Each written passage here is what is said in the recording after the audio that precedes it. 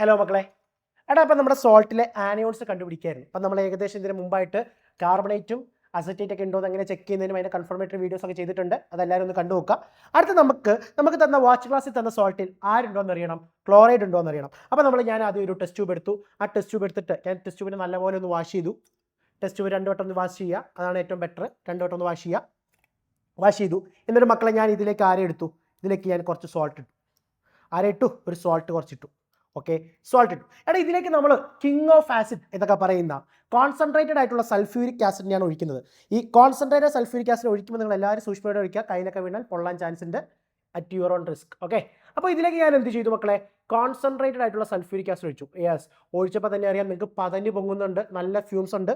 അപ്പോൾ ഇതിൽ ക്ലോറൈഡിൻ്റെ പ്രസൻസ് ഉണ്ട് എന്ന് നമുക്ക് പറയാം. ഇത് കൺഫേം ആക്കുന്നത് എങ്ങനെയാണെന്ന് വെച്ചാൽ, എടാ നമ്മളൊരു ഗ്ലാസ് റോഡ് എടുക്കുക. ഒരു ഗ്ലാസ് റോഡ് എടുത്തിട്ട് ഈ ഗ്ലാസ് റോഡ് നമ്മൾ അമോണിയം ഹൈഡ്രോക്സൈഡിൽ. ഓക്കെ, എന്നിട്ട് ഞാൻ ജസ്റ്റ് ഇതിൻ്റെ മൗത്തിലേക്ക് പോകുമ്പോൾ നല്ല യെസ് ഡെൻസ് വൈറ്റ് ഫ്യൂംസ് വരും. ഇപ്പോൾ നമുക്ക് പറയാം നമ്മളെടുത്ത സോൾട്ടിൽ ഇതിനകത്ത് ആരായിരുന്നു? യെസ്, ക്ലോറൈഡ് ആയിരുന്നു. ഇതിൻ്റെ ഐഡൻറ്റിഫിക്കേഷൻ ടെസ്റ്റാണ്. ഓക്കെ, ഈ ഐഡൻറ്റിഫിക്കേഷൻ ടെസ്റ്റിന് ശേഷം നമുക്ക് ക്ലോറൈഡ് ഉണ്ടോ എന്ന് നമ്മൾ എന്ത് ചെയ്യണം? കൺഫേം ചെയ്യണം. കൺഫേം ചെയ്യാൻ വേണ്ടി മക്കളെ ഞാൻ വേറൊരു ടെസ്റ്റ് ട്യൂബ് എടുത്തു. ആ ടെസ്റ്റ് ട്യൂബിനെ നല്ലപോലെ ഒന്ന് വാഷ് ചെയ്തു. യെസ്, നല്ലപോലെ ഒന്ന് വാഷ് ചെയ്തു.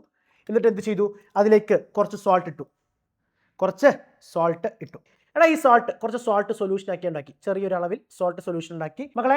അപ്പോൾ നമ്മൾ സോൾട്ട് സൊല്യൂഷൻ എടുത്തു. ഇതിലേക്ക് ഞാൻ ഫസ്റ്റ് ആരെ ആഡ് ചെയ്യുമെന്ന് അറിയോ? ഡയലൂട്ട് HNO3 ആഡ് ചെയ്തു. ആരെ ആഡ് ചെയ്തു? യെസ്, കുറച്ച് ഡയലൂട്ട് HNO3 ആഡ് ചെയ്തു. ഈ ഡയലൂട്ട് HNO3യിലേക്ക് ഞാൻ കുറച്ച് സിൽവർ നൈട്രേറ്റ് സൊല്യൂഷൻ, നമ്മുടെ ടെസ്റ്റ് ലാബിലൊക്കെ ഇങ്ങനെയൊക്കെ സിൽവർ നൈട്രേറ്റ് സൊല്യൂഷൻ കാണുക. ഇതിലേക്ക് ഞാൻ കുറച്ച് സിൽവർ നൈട്രേറ്റ് സൊല്യൂഷൻ ഒഴിച്ചു. ഇങ്ങനെ സിൽവർ നൈട്രേറ്റ് സൊല്യൂഷൻ ഒഴിക്കുമ്പോൾ മക്കളെ നമുക്ക് എന്ത് കിട്ടുമെന്ന് വെച്ചാൽ ഒരു വൈറ്റ് പ്രസിപ്പിറ്റേറ്റ് കിട്ടും. യെസ് ഇടുമ്പോൾ നമ്മൾ ജസ്റ്റ് ഒന്ന് ഷേക്ക് ചെയ്താൽ നമുക്ക് എന്ത് ചെയ്യും? ഒരു വൈറ്റ് പ്രസിപ്പിറ്റേറ്റ് കിട്ടും. യെസ്, ഇതിനെയാണ് നമ്മൾ വൈറ്റ്, ഒരു കഞ്ഞിവെള്ളം പോലെ ഇരിക്കുന്ന ഒരു സാധനം. ഓക്കെ, അത് നമ്മൾ വൈറ്റ് പ്രസിപ്പിറ്റേറ്റ് എന്ന് പറയാം. എടാ ഈ വൈറ്റ് പ്രസിപ്പിറ്റേറ്റ് ഇതിലേക്ക് ഒന്നും കൂടെ കൺഫേം ചെയ്യാൻ വേണ്ടി ഇതിലേക്ക് ഞാൻ കുറച്ച് അമോണിയം ഹൈഡ്രോക്സൈഡിനെ ഒഴിക്കും മക്കളെ. ഇതിലേക്ക് ഞാൻ ഒന്നും കൂടെ ഒരു കൺഫർമേറ്റം ആഡ് ചെയ്യാൻ വേണ്ടി ഇങ്ങനെ കിട്ടിയ ഈ വൈറ്റ് പ്രസിപ്പിറ്റേറ്റിലേക്ക് ഞാൻ അമോണിയം ഹൈഡ്രോക്സൈഡിനെ ആഡ് ചെയ്യും.